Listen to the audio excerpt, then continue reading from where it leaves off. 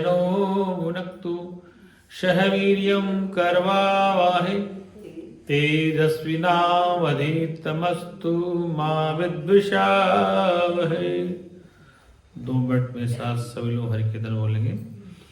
जय सत्य गुरु दीन दयाल हरे, जय सत्य गुरु दीन दयाल हरे, जिनने भव सागर पार करे, जिनने भव सागर पार करे, जब सुने ज्ञान के वचन भरे, जब सुने ज्ञान के वचन भरे, दुख देने वाले कष्ट टरे, दुख देने वाले कष्ट टरे। प्रेम से सच्चिदानंद भगवान की, सत्य सनातन धर्म की जय, संत समाज की जय, हर हर महादेव। अर्चनीय वंदनीय उस जगत नियंता परमपिता परमात्मा के चरण शरण में विराजमान श्रम उपस्थित संत वृंद भक्त में माताएं, सौभाग्य से ये मनुष्य शरीर मिला है। इस मनुष्य शरीर का मिलना दुर्लभ है और जो हमें मिल चुका है। कल चर्चा चल रही थी कि मनुष्य को इस सत्संग सुनने का अधिकार है, सत्संग करने का, लेकिन रामचरितमानस में भागवत में कई दृष्टांत पक्षियों के आए हैं, काकभूषण जी, गरुड़ जी। अब 2 बात है। वेद मंत्र है मनुष्य अधिकारत्वा, कि मनुष्य का अधिकार है। किस बात का अधिकार है? अथा तो ब्रह्म जिज्ञासा, अथा तो भक्ति जिज्ञासा। अब मनुष्य मिल गया तो आपको ब्रह्म जिज्ञासा, भक्ति की जिज्ञासा होनी चाहिए। किसके लिए? मनुष्य के लिए। तो वेद उपनिषद ये कहते हैं कि मनुष्य का अधिकार है, और रावण भागवत क्या कहते हैं? पशु पक्षी बोल रहे हैं। कॉन्ट्रोवर्सी है ना, कॉन्ट्रोवर्सी होगा, ये विपरीत बात हो गई। वेद कहता है कि मनुष्य का अधिकार है। महाभारत में कहते हैं, भागवत में, सुखदेव कैसे पैदा हुए, इधर रामायण कहते काकभूषण के सत्संग कर रहे हैं। तो विचार करना चाहिए ऐसी बातें क्यों कही गई। जब अमरनाथ में मैं वहाँ जाके आऊँ जहाँ पर की कथा हुई थी, एक गुफा है हिमालय में, तो वहाँ क्या है कि बर्फ गिरती है, बर्फ से शिवलिंग बनता है। कोई जमाना रहा होगा या कहानी लिख दी विद्वानों ने कि उस गुफा में पार्वती को ब्रह्म ज्ञान दे देते महादेव। किसको दे देते? तो पार्वती जैसे आप सुनते सो गई। क्या हो गई? नींद आ गई। तो जाकर जब तक हूँ कर रही थी, क्या कर रही? कथा प्रारंभ थी। तो जब सो गई तो काफी देर बाद महादेव ने ध्यान दिया तो सो रही, हुंकारा कौन मर रहा? हाँ कौन कर रहा? तो देखा कि एक तोता, क्योंकि इस विद्या के लिए कहा कि विद्या है, ब्रह्म विद्या है, गुप्त है, सीक्रेट है, इसको या तो अपने शिष्य को देना चाहिए या अपने पुत्र को देना चाहिए। सार्वजनिक देने के लिए विद्या नहीं है। इसलिए महादेव ने एकांत जगह देखी कि वहां कोई पक्षी भी ना पर मारे। तो उस गुफा में कथा चालू थी ब्रह्म विद्या। उसी गुफा में कबूतर रहते थे, ऐसी कहानी है, उसमें तोता रहता था। अब भगवान ने कथा सुने तो तोता हाँ कर रहा, हुंकारा भर रहा, और पार्वती सुन। भगवान ने देखा ये कौन सुनने वाला, इसने चोरी से मेरा ज्ञान सुना। मैं दे तो पार्वती को रहा था, ये तोता किस सुन रहा है? तो कहानी बना दी पंडितों ने। क्या विद्वान? कि उस तोते के पीछे महादेव भागे, तोता वहां से उड़ गया, क्या उड़ गया, और सुखदेव की जो माताजी थी, क्या थी, उसके घर में घुस गया। देखो विज्ञान की दृष्टि, देखो विज्ञानम आनंदम ब्रह्म, हमारा वेद विज्ञान स्वरूप है। अंधविश्वास मत करो, विचार करो कि तोता उड़ के माँ के घर में कैसे आए। फिर ये भी कह दिया कि वो 12 महीने तक घर में रहा, 12 वर्ष तक। कहाँ तक रहा? तो ये भी एक प्रकृति का नियम लगा। माता बहन के 9 महीने में 10 महीने बच्चे पैदा, 12 वर्ष तक रहा, और सुखदेव बाहर नहीं आवा, बड़ी प्रार्थना कर रहे। तो एक कहानी जो बनाएंगे इसका एक ही लक्ष्य है कि कुल मिला के लक्ष्य ये है कि इस बात को सब समझे कि देखो तोता वहां से भागा, महादेव त्रिशूल लेकर पीछा किया, तोता उड़ के सुखदेव की माँ के घर में घुस गया, तो 12 वर्ष सुखदेव पैदा हुआ। मतलब कि कहने का तात्पर्य सुखदेव जैसे महापुरुष कई वर्षों की तपस्या के बाद प्रकट होते हैं। ये कहने का मतलब कि 12 वर्ष में कोई गर्भ नहीं था। पशु पक्षियों के गर्भ साल तक 12 महीने 10 महीने स्त्रियों, तो ये तो 12 वर्ष तो बहुत अजीब चीज है, 12 वर्ष तक गर्भ में रहना वाला। देखो कहना चाहते हैं कि ऐसे ऐसे महापुरुष बहुत माताओं की पिताओं की तपस्या के बाद प्रकट होते हैं, सुखदेव मुनि जैसे। ये दृष्टांत कुछ 12 वर्ष नहीं, कई वर्षों तपस्या करनी पड़ती। अब दूर मत जाओ, गुरुजी के परिवार में गुरुजी जैसा कोई परिवार में है ही नहीं। मैंने सबको देखा नजदीक से, चर्चा करके देखी, उनके बड़े भ्राता को देखा, छोटों को देखा, लेकिन वैसे कोई है ही नहीं। तो ये सिद्ध होता है कि माँ भी वही है, पिता भी वही, लेकिन ऐसे महापुरुष को प्राप्त करने के लिए उस पिता ने माता ने कई वर्षों तपस्या की, तब जाके ऐसे महापुरुष का अवतरण हुआ। ये कहने का था। काग और भूषण जी देख लो, रावण ने काग भूषण जी, काग भूषण कुआ कहते हैं, गरुड़ जी कहते हैं, तो गरुड़ पक्षी, काग भूषण कुआ। तो ये भी क्या है, एक कहानी के माध्यम से समझा गया। काग भूषण और गरुड़ जी पक्षी। वेद की तरफ चलते, वेद कहता नहीं मनुष्य ही सुन सकता है, मनुष्य ज्ञान दे सकता है। अब गरुड़ जी कह रहे हैं कागभूषण सुन रहे, कागभूषण कह रहे हैं गरुड़ सुन रहे। खग जाने खग की भाषा, ये भी तो खारवाणी। खग जाने खग की भाषा, खगवान पक्षी जाने पक्षी की भाषा। जैसे कहते हैं कि गूंगे की सेना जिंदानी मनमानी। गूंगे की सेना, गूंगा है दिखता है, जैसा मान लिया वैसे, जान लिया वैसे मान लिया। तो खग जाने खग की भाषा, खग माने पक्षी, पक्षी की भाषा जानता है। ऐसी ज्ञानी ज्ञानी की भाषा जानता है। वहां खग का तात्पर्य पक्षी से नहीं है, खग मानी पक्षी, इसलिए पक्षियों को ज्ञान दिया लिया नहीं। गरुड़ भी इंसान में, जैसे हमारे घर में किसी का नाम तोताराम हो, क्या हो है तोताराम नाम, तो क्या वो तोताराम इंसान है? तो तोता है, होता है ना। तोताराम तो नाम होते हैं, तो तोताराम तोता थोड़ी है, उसका नाम तोताराम है। समझे? किसी का नाम शेर सिंह हो तो शेर थोड़ी है तो इंसान। इसलिए नाम रख देंगे। गरुड़ काग भूषण जी इंसान थे, पक्षी नहीं थे। पक्षियों को कभी ज्ञान नहीं दिया जाता। ये क्या अलंकार है समझाने के लिए कि इस रूप में ऐसा, इस रूप जैसे दृष्टांत देते हैं।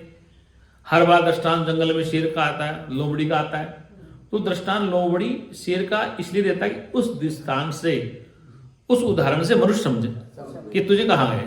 लोमड़ी ऐसे कहती थी, बंदर ऐसे कहता था, भालू ऐसे कहता था। तो वो दृष्टांत पक्षियों का मनुष्य के लिए, कि वो दृष्टांत ये कहना चाहता है कि तुम्हें ऐसे रहना। तो लोमड़ी लाल से फंस गई, बंदर लड़ा का फायदा उठा ले गया।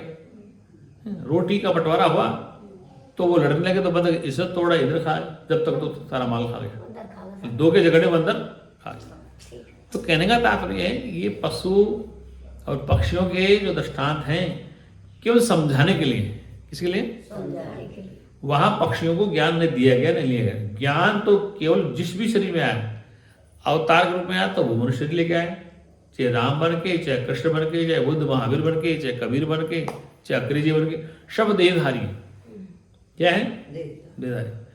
और ये भी आवश्यक है कि जिस महापुरुष के पास जो पशु पक्षी रहते हैं, चाहे आश्रम में गाय रहे, तोता रहे, कुत्ता बिल्ली, तो वो कुछ संस्कारी हो जाते हैं, वो उस वातावरण रहते हैं। जैसे कई मंदिरों में शंख बजता है तो महात्मा जी का वो कुत्ता भी भौंकता है।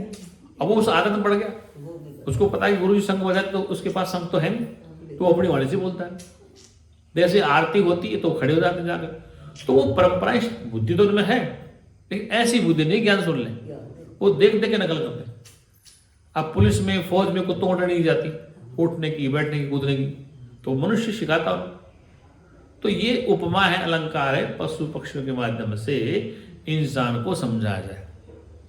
हर दृष्टांत लोमड़ी का होगा, भालू लोमड़ी का होगा, बंदर का होगा, शेर का होगा, कबूतर होगा, हिरण का होगा। ये दृष्टांत किसके लिए? अरे हम ये दृष्टांत बंदरों को नहीं देते, न लोमड़ी को समझाते, न भालू को समझाते, न शेर को भी देते। तो इस शेर भालू के जो दृष्टांत है किसके लिए? हमारे लिए, न कि जंगल वालों के लिए। तो सच्चिदानंद भगवान की, इसलिए आदेश उपदेश हमेशा ही मनुष्य के लिए। इसके लिए हाँ, तोताराम नाम रख दिया। सुअलाल नाम होता है आदमी का, सुअलाल। वो सुआ है क्या? तोताराम नाम होता है। तो तोताराम, सुअलाल, शेर सिंह, ये मनुष्य का नाम। हजारा सिंह, वो हजार है तो क्या लगी नाम हजारा सिंह। लाखन सिंह, उसके बाद एक टकाने नाम लाखन सिंह, रुपये है नहीं नाम लाखन सिंह। तो ये नाम हम उपाधि देते हैं।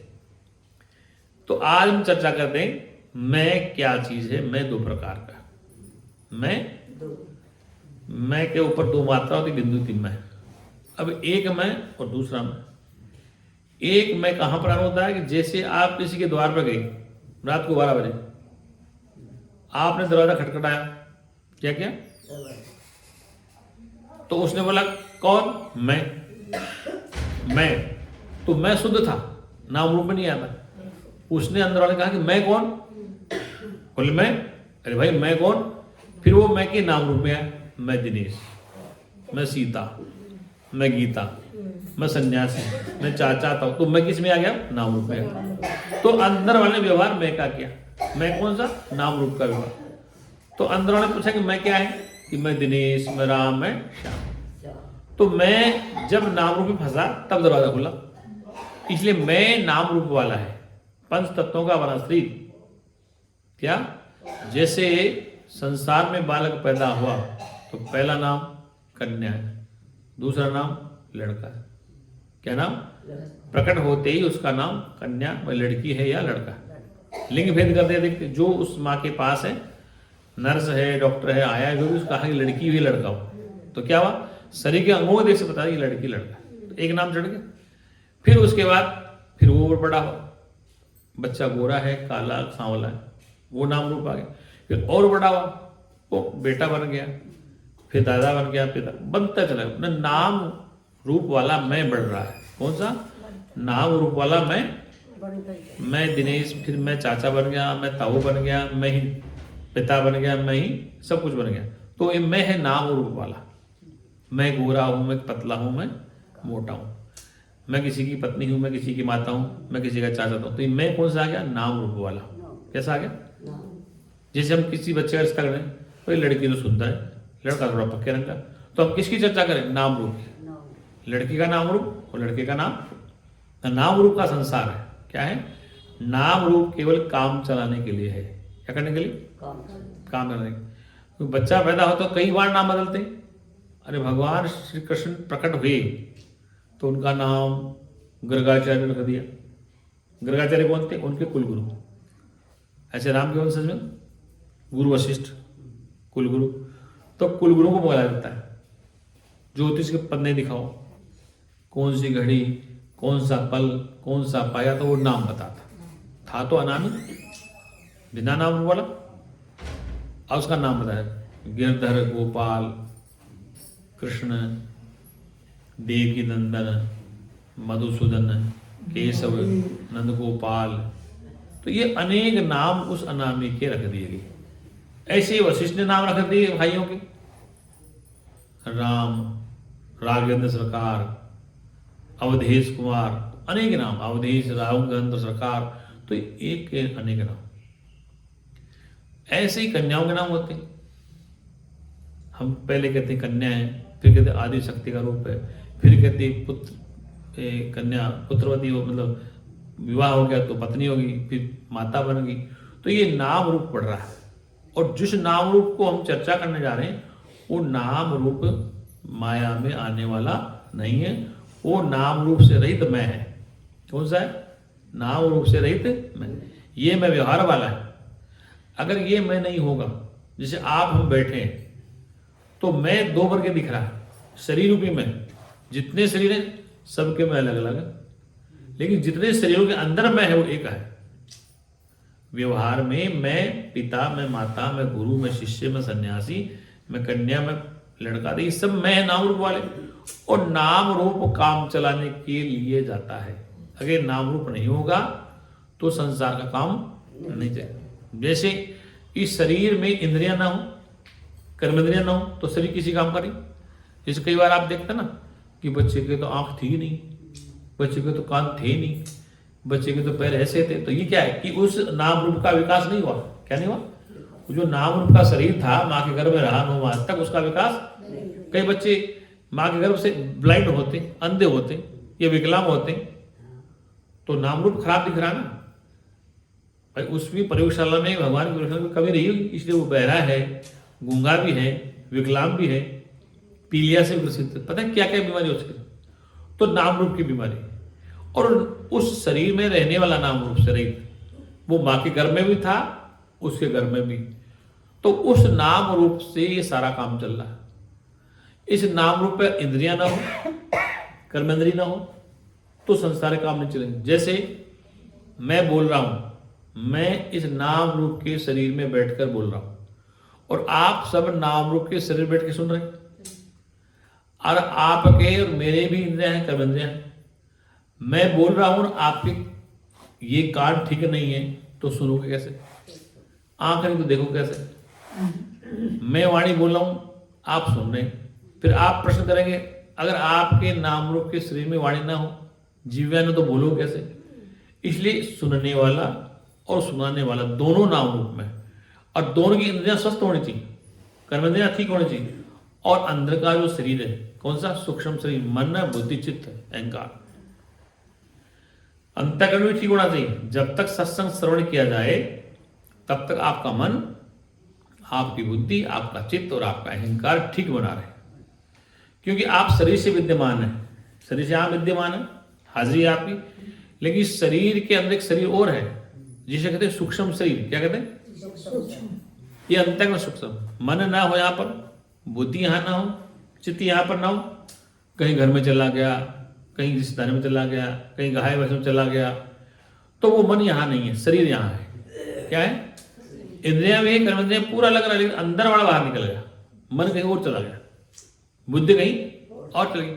तो जो मैं बता रहा हूं आपको समझ में नहीं। क्लास में टीचर पढ़ा रहा बच्चे को, बच्चे का मन कहीं और है, क्लास में टीचर के सामने बच्चा बैठा है, बच्चे का मन कहीं और है, बुद्धि कहीं और है। तो जो मास्टर पढ़ा रहा है, अध्यापक पढ़ा रहा है, उसको वो समझेगा नहीं। क्यों नहीं समझेगा? अरे हाजिरी तो है रजिस्टर में, बैठा भी था, 40 मिनट पढ़ा भी, समझा क्यों नहीं? जिस समय गुरु समझा रहा था, उस समय इस बच्चे का अंतःकरण के बाहर घूम रहा था, मन के आकाश उठ रहा था, चित्त कहीं जा रहा था, बुद्धि कहीं, इसलिए वो मास्टर की बात समझ में नहीं। इसलिए शरीर के साथ पंच कर्मेंद्रियां और पंच ज्ञानेंद्रियां और अंदर का शरीर भी ठीक रहे, मन भी सत्संग में ठीक रहे। घर का झमेला आ गया मन में, तो चिंता है, सत्संग की थोड़ी है। भैंस चारा खाएगी कि नहीं, दूध देगी कि नहीं, चारा छूट गया होगा, दूध से हट जाएगी घर में, तो वो मन कहाँ चला गया? वो तो भैंस में चला गया, दूध धार निकालने चला गया। अब शरीर से बैठे तो हरिद्वार गए थे काम करने के लिए, सत्संग सुनने के लिए, हरिद्वार आज तो गए, लेकिन आए कैसे? शरीर लेके आए, और फिर मन वहीं दौड़ गया। अब मन वहां दौड़ गया, तो फिर ये सत्संग का आनंद मिलेगा। इसलिए शरीर के साथ मन को रखना चाहिए, मन के साथ बुद्धि को रखना, बुद्धि के साथ चित्त भी रहना चाहिए, और चित्त के साथ अहंकार का मतलब हम यहाँ बैठे हैं, ये बैठने का अहंकार कि मैं यहाँ बैठा हूँ शरीर लेकर के। तो अंतःकरण के 4 भाग हैं, मन है, बुद्धि है, चित्त और अहंकार। ये भी साथ होगा तब संसार चलेगा। रात को हम सो जाते हैं गहरी नींद में, उस समय अंतःकरण नहीं होता। कई बार हम गहरी नींद में आते हैं, बेहोशी में, तब न मन है, न बुद्धि है, न चित्त है, न अहंकार, वो अविद्या में चला जाता गहरी नींद में। और देखो गहरी नींद में सुख बिना मन के मिलता है, बिना बुद्धि के मिल जाता है, और बिना चित्त के। वैसे संसार में सुख मिलेगा अंतःकरण से, मन के अनुकूल परिणाम होगा तो सुख मिलेगा, और मन के प्रतिकूल होगा तो दुख मिलेगा। और गहरी नींद में अनुकूल प्रतिकूल से कोई लेन देन नहीं, बस सुसुप्ति में चले गए आप, क्योंकि वो आपका यंत्र सो रहा है। क्या कर रहा है? जैसे यहां से लाइट भाग के तो बोलेगा नहीं माइक, ऐसी वो अंतःकरण सो जाता है, श्वास में लीन हो जाता है, तो फिर वो आपको बेहोशी में ले जाता है, तो फिर थकान दूर हो जाती है 5 घंटे की 4 घंटे। और ये नित्य आप मृत्यु के काल में जाते हैं, रोजाना मर जाते हैं, सुसुप्ति में रोजाना मर जाते हैं। क्या मर जाता है? तुमने मरते हो, तुम्हारा अंतःकरण मर जाता है।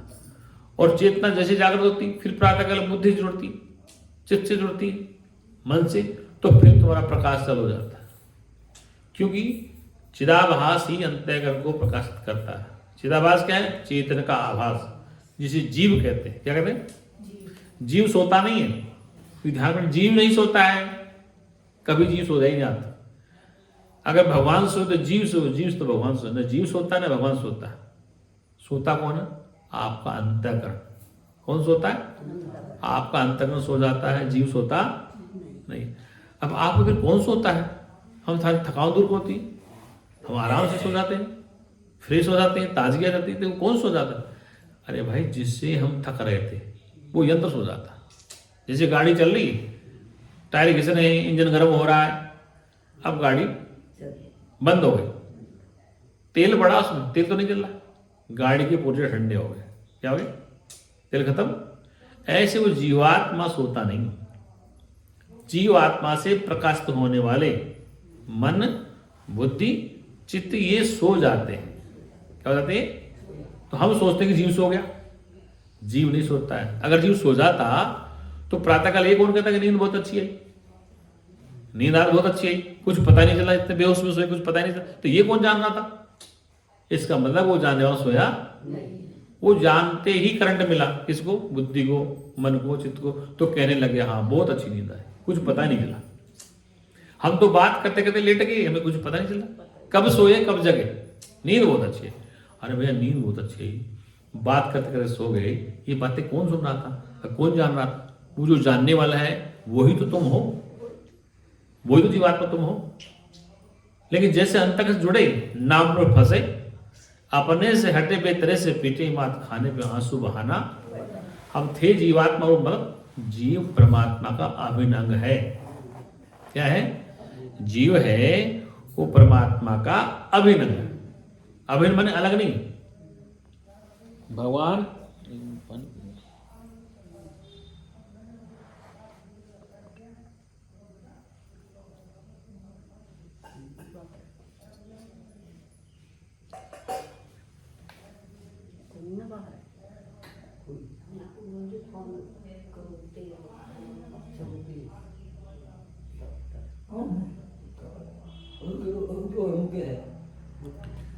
ममे वांस से जीव लोग, गीता में कृष्ण कहते हैं ममे वांस से जीव लोग। ममे वांस से मेरा ही अंश है ये जीवात्मा।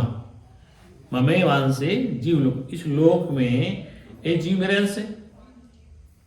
और ममे वांस से जीव लोग, जीव होते सनातन, सनातन से ये भूतों में जो जीव है मेरा अंश है। अंश का मतलब टुकड़ा नहीं होता, अंश का स्वरूप ही होता है। वो अंश कब है? जब अपने को देह मानता है तब टुकड़ा अलग मानेगा। जब अपने को शरीर मानता है, अंतःकरण मानता है, तब उसके टुकड़े हो गए। अंगूठी सोने से अलग माने अपने आप को, हार अपने आप को सोने से अलग माने, तब टुकड़े हो गए। लेकिन शास्त्र कहता कि नहीं, ममे वांस से जीव लोके जीव होता सनातन, मन षष्ठ प्रकृति का सत्य। मन ही इन अंतःकरण के साथ लगकर जीवात्मा दृष्टा भोगता है। क्या है?